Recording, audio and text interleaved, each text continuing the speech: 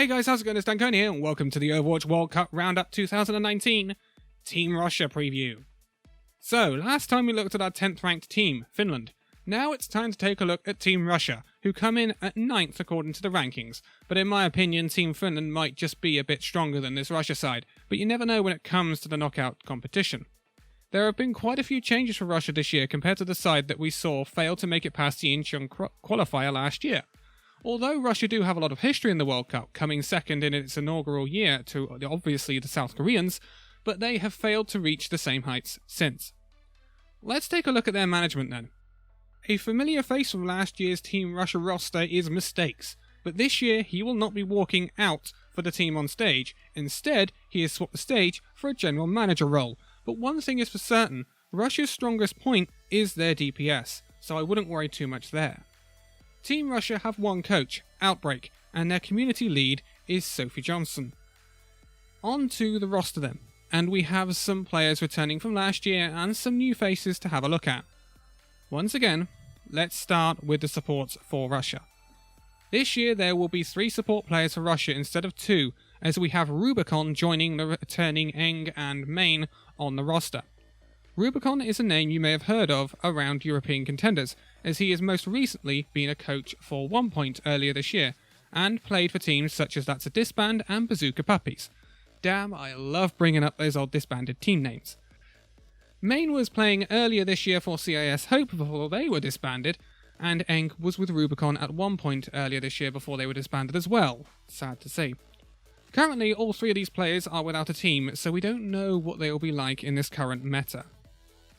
Moving on to our tanks then, and both of Team Russia's tank players from last year are returning for another shot at the World Cup this year.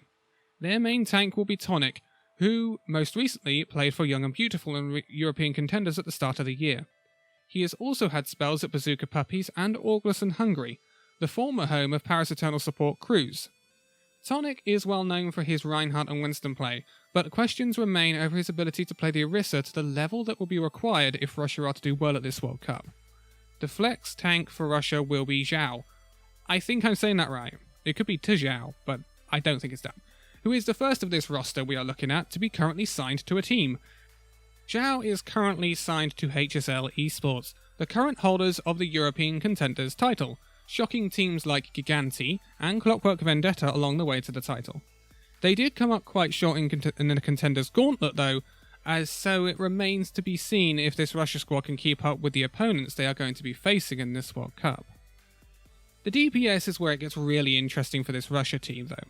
First we have the staple and most recognisable member of Team Russia, the pro veteran Shadowburn, who is currently contracted to the Overwatch League team Paris Eternal. Obviously before this he spent time at the Philadelphia Fusion and FaZe Clan. He is definitely the most experienced player in the squad, and that experience could be crucial to this Russia squad if they want to find some success this time around. Alongside Shadowburn we had Enlea, who is obviously contracted to the Atlanta Reign, who reached the overall playoffs this season in the Overwatch League and were the only team to beat the eventual champions, the San Francisco Shock. He has also had spells at last night's Leftovers, which was then acquired by the Atlanta Reign when they entered the Overwatch League last year, turning the Leftovers into the ATL Academy to take part in contenders in America. The DPS lineup for Team Russia is by far its strongest trait, and gives the team the experience it will need heading into this World Cup.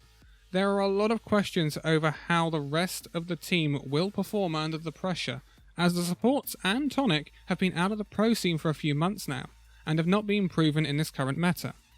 Sometimes, though, teams with perhaps low expectations can come out and cause some surprises, so let's not rule them out. In my opinion, though, despite what the country rankings indicate, Team Finland, who we reviewed last time out, are on paper a better team than this Russian team, but you never know what might happen on the day. There are also some teams lower in the rankings that we are not looking at, such as Brazil, Denmark, Germany, and Iceland, among others, that could cause this Russia team substantial problems in the preliminaries depending on how the fixtures are laid out. So there's no guarantee that we will see this Russia team get through the preliminaries and actually get into the group stage of the World Cup. There are 10 teams going through, And there are some pretty good teams that are not in the top 10 rankings right now that could really cause Russia some problems, I think. And maybe some of the others that are going to have to qualify through the preliminaries. But that will be it for our preview of Team Russia ahead of this year's World Cup. And we are really starting to get into it now as our 8th ranked team, and the next team that we will take a look at will be Team Sweden, who have a long history in the World Cup but came up mighty short last year. Can they turn it around this year? We shall see. But for now, thank you guys so much for watching this video. If you liked it, give it a like, subscribe if you're new, and I will see you in the next video. See you then.